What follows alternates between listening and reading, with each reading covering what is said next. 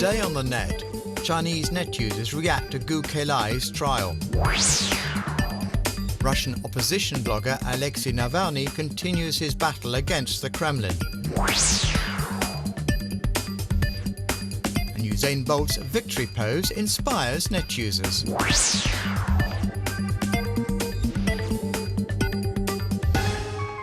The long-awaited trial of Gu Kelai, accused of murdering a British businessman, was held this Thursday in Hefei, China, a case which led to the fall of her husband, Bo Xilai, former Communist Party rising star, who hoped to obtain a top Chinese state job following the political shake-up expected this autumn.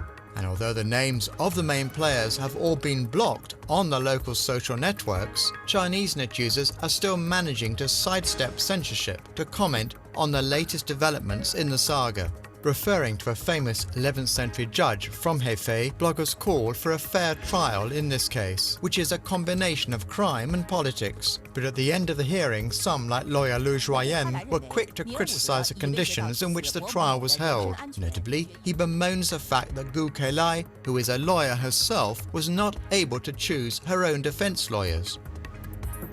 This case, which brought to light power struggles within the Communist Party, has held Chinese net users in suspense for several months. And faced with a lack of official information, many rumors have spread on social networks, some even hinting at a military coup d'etat last March. Speculations which recently forced the authorities to take a series of measures to reinforce their stranglehold on Chinese social networks.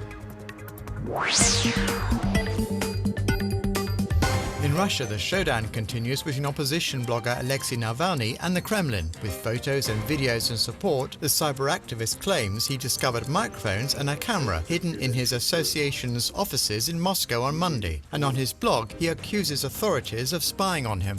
Last week, the blogger was accused of large-scale embezzlement in a timber trade case dating back to 2009. Fabricated accusations by the authorities, claims a lawyer who risks 10 years imprisonment. In a post ironically entitled "How I Stole All the Timber," Navalny defends himself and points out the case's incoherences with the help of official documents. The lawyer is no stranger to the tangles of Russian justice. Specialized in the fight against corruption in the country, he set up a site devoted to public contract wrongdoings 3 years ago, and more recently another site was launched to document the state of disrepair of Russia's roads and to denounce the incompetence of the public authorities responsible for their maintenance. The blogger, who is close to nationalists, is also known for having given United Russia, the party in power, the nickname the Con Men and Thieves Party, a name his many followers are invited to print on banknotes before putting them back into circulation.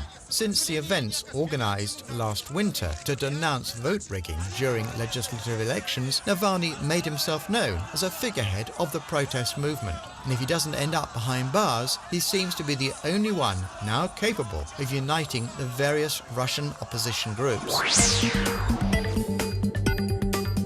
Bolting is a new fashion on social networks in this Olympic Games period. The Jamaican sprinter Usain Bolt's victory pose is inspiring net users around the world. Famous or unknown, at home, in the street and on the beach, alone or with friends, thousands of people have had their picture taken in recent days to pay tribute to the world's fastest man. Even London bobbies have taken part. Usain Bolt mania has taken hold of the web, even though the Jamaican athlete is often criticized for his exuberant attitude.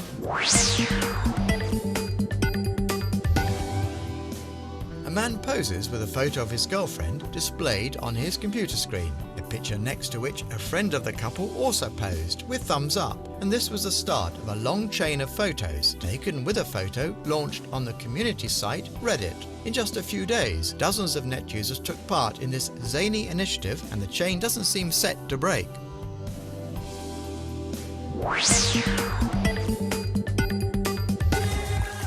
Dogs are reputedly man's best friend, but they can also form bonds with dolphins. This is the case at least for Kira, who loves to cool off in the waters of the Indian Ocean and swim alongside them. The Black Labrador belongs to the owner of a tourist centre in southern Mozambique, and he regularly accompanies his master on sea trips.